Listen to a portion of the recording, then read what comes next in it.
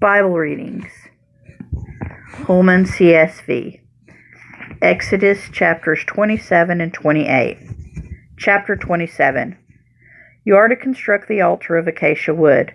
The altar must be square, 7.5 feet long and 7.5 feet wide. It must be 4.5 feet high. Make horns for it on its 4 corners. The horns are to be of one piece.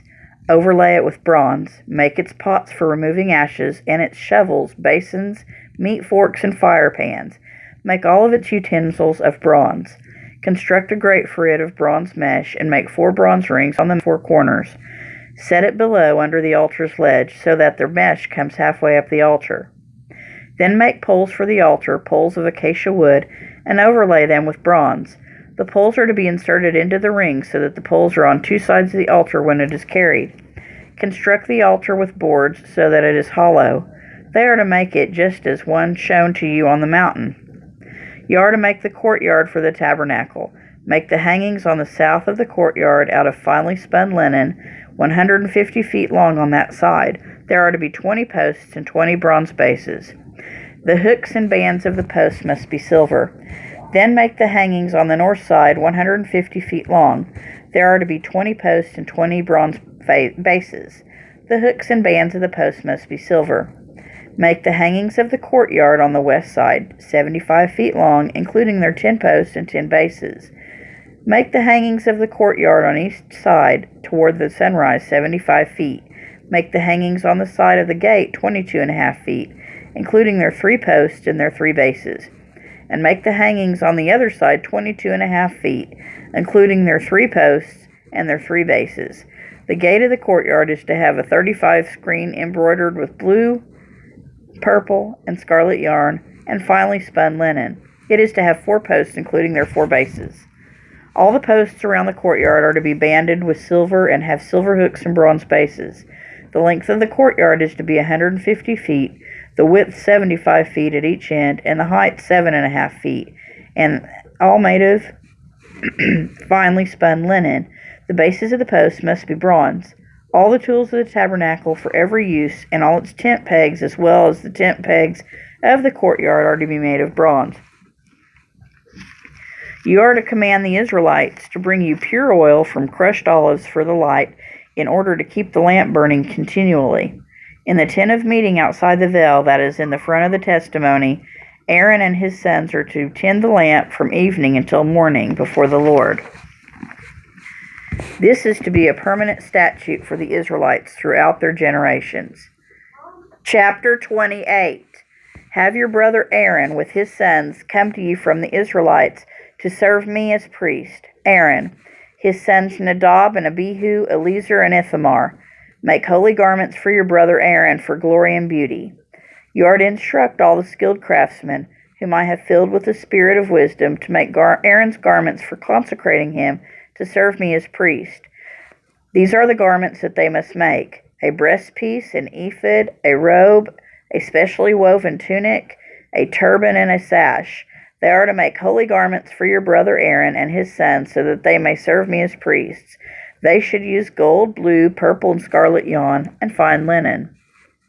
They are to make the ephod of finely spun linen, embroidered with gold, with blue, purple, and scarlet yarn. It must have 2 shoulder pieces attached to its 2 edges, so that it can be joined together.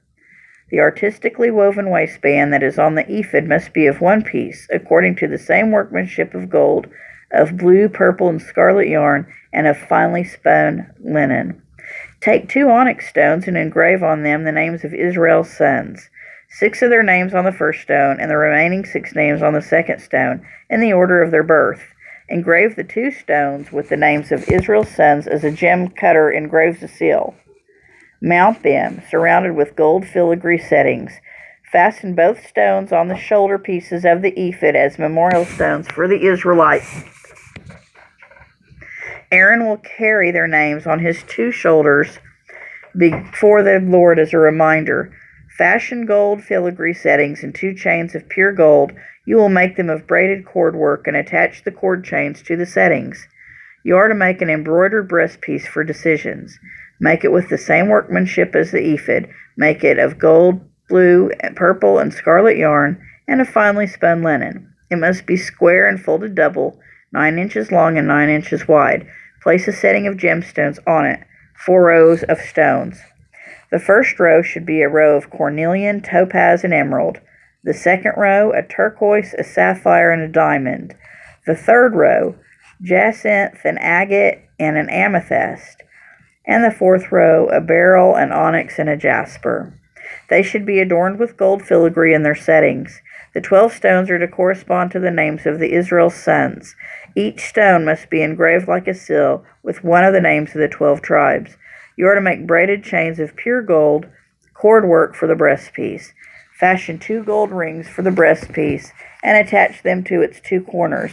Then attach the 2 gold cords to the 2 gold rings at the corners of the breastpiece. Attach the other ends of the 2 cords to the 2 filigree settings, and in this way, attach them to the ephod's shoulder pieces in the front. Make 2 other gold rings and put them at the 2 corners of the breastpiece on the edge that is next to the inner border of the ephod. Make 2 more gold rings and attach them to the bottom of the ephod's 2 shoulder pieces on its front, close to its seam, and above the ephod's woven waistband. The craftsmen are to tie the breastpiece from its rings to the rings of the ephod with a cord of blue yarn, so that the breastpiece is above the ephod's waistband and does not come loose from the ephod. Whenever he enters the sanctuary, Aaron is to carry the names of Israel's sons over his heart on the breastpiece for decisions as a continual reminder before the Lord. Place the Urim and Thummim in the breastpiece for decisions, so that they will be over Aaron's heart whenever he comes before the Lord. Aaron will continually carry the means of decisions for the Israelites over his heart before the Lord. You are to make the robe of the ephod entirely of blue yarn. There should be an opening at its top in the center of it. Around the opening there should be a woven collar with an opening like that for body armor, so that it does not tear. Make pomegranates of blue, purple, and scarlet yarn on its lower hem and all around it. Put gold bells between them all the way around, so that gold bells and pomegranates alternate around the robe. The robe must be worn by Aaron whenever he ministers, and its sound will be heard when he enters the sanctuary before the Lord and when he exits, so that he does not die. You are to make a plate of pure gold and engrave it like the engraving of a seal. Holy to the Lord. Fasten it to a cord of blue yarn so that it can be placed on the turban. The plate is to be on the front of the turban.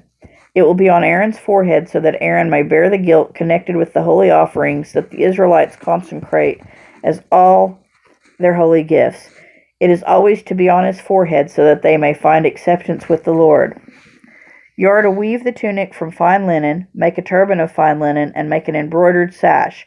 Make tunics, sashes, and headbands for Aaron's sons to give them glory and beauty.